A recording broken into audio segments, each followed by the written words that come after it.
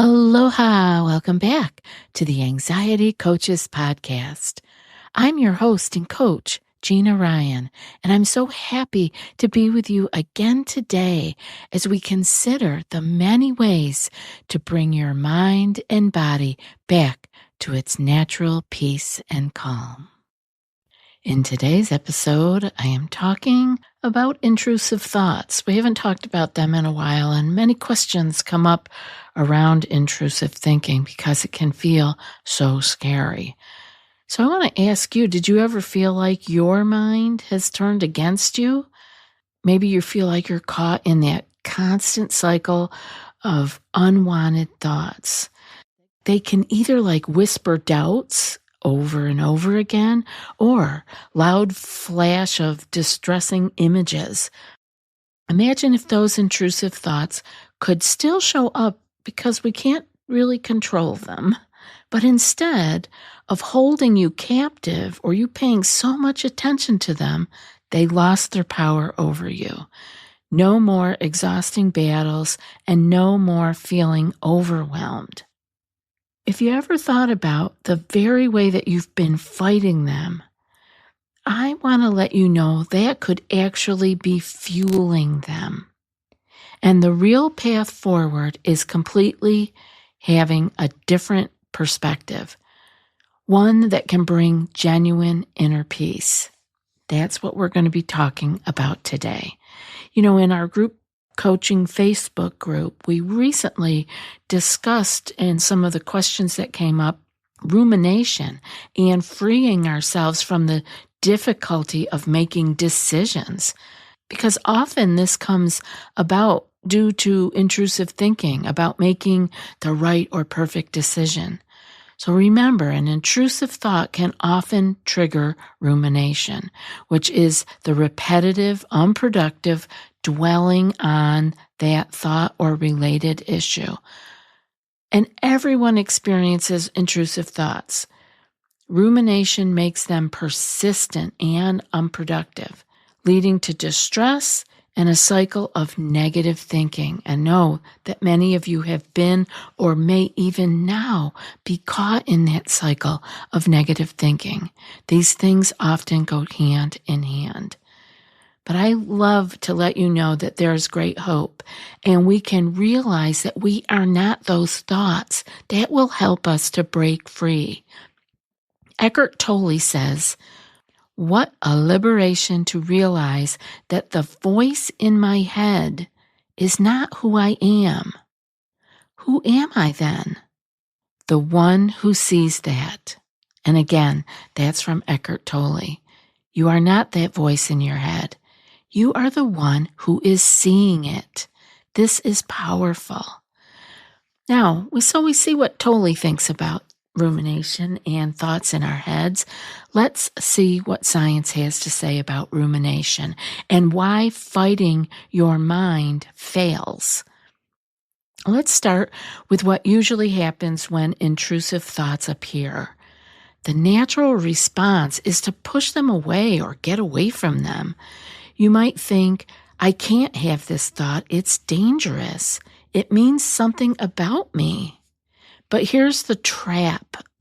The harder you try to suppress a thought, the stronger it bounces back.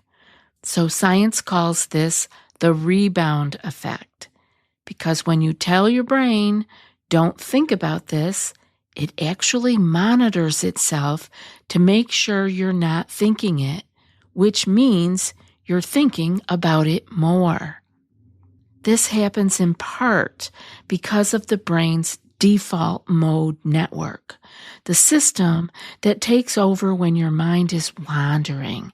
It can easily get stuck in loops of self-focus and mental replay. So when you battle thoughts, you're strengthening the very circuits that keep them alive. We've talked about this before, but it is so important to remember when we are fighting with those thoughts, we are strengthening the circuits that keep them alive.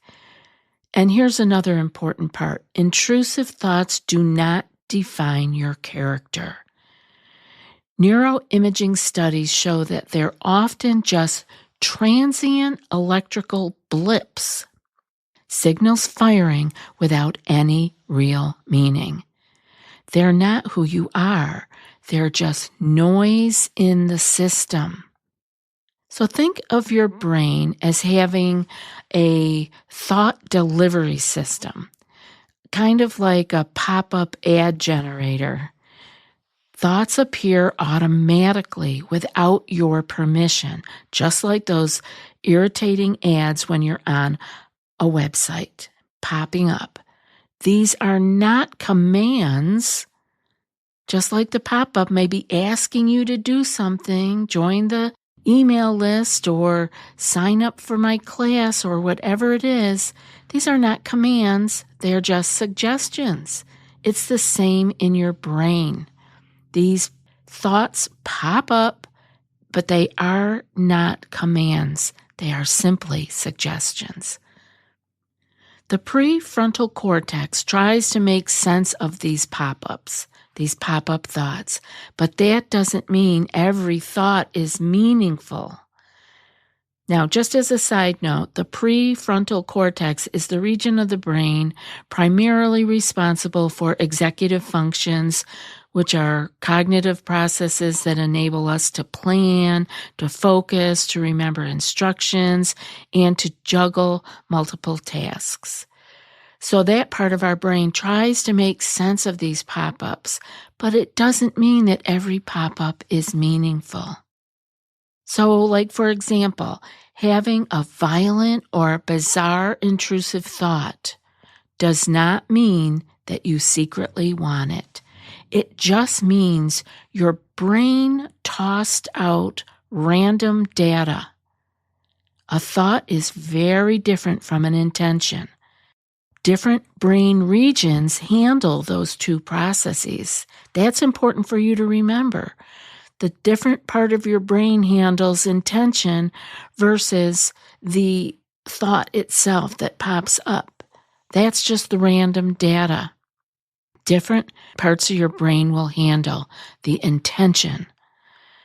So many people come to me over these years with, just like I said, bizarre or violent intrusive thoughts, and they know they are not true and that they do not want this, but it is hurting them inside to have this.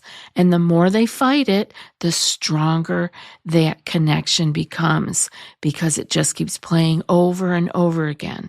Now, that doesn't mean that it leads to intention. Like I said earlier, and I want you to remember this, that is a different region in your brain. So the fact that these are popping up over and over and over doesn't mean anything except they are driving you crazy. They are making you feel uncomfortable. So what gives intrusive thoughts their sting is called emotional tagging from the amygdala and the limbic system. The brain decides this one matters, this one is dangerous, and suddenly the thought feels sticky. It stays. But in reality, the thought is just a spark. The emotion is the gasoline, that emotion that you tag it with. That's why the more we can step back and not fight, because fighting is an emotion, and that is what makes it sticky. The more we can step back, the more easily these thoughts can float through. So what we want to do is embrace the uninvited. Yep, we are going to embrace these unwanted guests. And neuroscience has something to say about acceptance, which we talk about here all the time. And so do spiritual practices and religions. But here's what science has to say. How do we break this cycle? By doing something counterintuitive. Acceptance. Not agreeing, not agreement, not liking the thought, just allowing it to exist without judgment. Neuroscience shows that when you witness the thoughts without grabbing onto them, the amygdala's threat response actually calms down. Remember what Tolle said, if I am not the thought, who am I? I am the one who witnesses it, who sees the thought. So remember, neuroscience shows that when you witness the thought without grabbing onto it, don't make it sticky with your emotions, the amygdala's threat response calms down. It's like petting the lizard. You get him to go back to sleep again. This is the basis of radical acceptance, becoming an observer instead of a fighter. You can practice metacognition, which is stepping back and noticing. You can say to yourself, I'm having the thought that fill in the blank, instead of this thought is me. That subtle shift recruits different brain networks that focus on perspective taking rather than panic. And the relief can often be immediate. By letting go of the exhausting need to control every thought, you give your nervous system a break. Your prefrontal cortex isn't overloaded anymore. And your body can finally downshift out of hyper alert mode. Again, I like to think of that part of our brain, that amygdala, as a lizard. And when we can just pet that lizard, we can get relief. And we no longer need to be exhausted by the need to control everything that this lizard brain is telling us, getting us to jump into action. No action is necessary. These were just pop-up thoughts. And we can finally downshift out of that hyper-alert mode. Instead of resisting, start to think about the thoughts like waves, like riding the wave, living alongside these intrusive thoughts. They rise, they crest, and they fall. If you stop panicking and splashing around, you can relax and ride them out. Mindfulness helps here by anchoring you in the present moment. Studies show it strengthens this part of the brain called the insula, the brain area that keeps you grounded in bodily awareness, and that can pull you out of the rumination. There's another ingredient that I think is really key, and that's self-compassion. When intrusive thoughts hit, most people turn harshly against themselves. Why am I having this? What is wrong with me? Oh my God, there's something wrong with me. I am thinking these horrible things. I must be an awful person. But compassion activates the brain's caregiving system, releasing oxytocin, and that's the hormone of calm and connection. This softens the shame spiral and helps you to treat your own mind like a friend, not an enemy. And the bonus of all of this, the gift, is that all mental energy that you used to spend on suppression and keeping that beach ball under the water is freed up. Instead of policing your brain, you get to use that focus for real, meaningful action in your life. It's freeing. Over time, this shift from fighter to observer literally rewires your brain. It's going to become your new normal, inner peace, and neural resilience. Acceptance strengthens new pathways that allow you to notice thoughts without getting hooked. They're not sticky. You move from being a victim of your mind to an empowered witness. Long term, this practice boosts emotional resilience, increasing vagal tone, improving stress regulation, and making your whole system less reactive. It's not about eliminating intrusive thoughts. That's not going to happen. It's about transforming your relationship with them. So here's your invitation. Today, start simply noticing. When a thought shows up, instead of asking, why did I think that? Ask yourself, can I let this pass like a cloud? Over time, that simple shift becomes powerful neural training, one that leads to peace, to strength, and to freedom. Now, I've got a quick practice here for you, and this is when a thought hits. Pause with me for just one breath. Notice the thought that's arrived, and silently say, I'm having the thought that, and then name it. Take a slow inhale and an easy extended exhale, and remind yourself, this is just a thought. It's not a command. It's not me. It's a passing signal. Picture it drifting by like a cloud or floating down a river. Bring your attention gently back to where you are. Your feet on the ground, your breath moving in and out. And that's it. Just a moment of space. A reminder that you don't need to fight the thought. Only notice it and let it pass.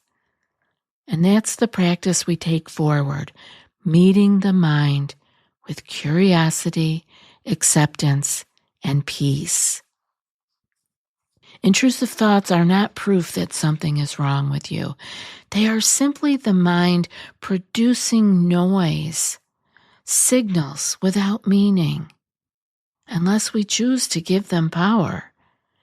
The breakthrough happens when you stop trying to fight or suppress them, and instead allow them to pass like clouds drifting across the sky. With this shift, your brain begins to rewire itself. You build resilience, you soften your stress response, and you free up the mental energy you've been using to battle with your own mind. Over time, this becomes a new normal, a place of calm and strength, even in the presence of unwanted thoughts. So next time you have an intrusive thought, when it comes knocking on your door, remember, you don't have to let it in. You only have to notice it. You don't have to fight it, but you can name it and let it drift by. I hope today's show was helpful. I look forward to being with you in another couple of days. And now for today's quote. What a liberation to realize that the voice in my head is not who I am. Who am I then? The one who sees that. And again, that's from Eckhart Tolle. I'll be back in a few more days with another podcast. Until then, be well and aloha.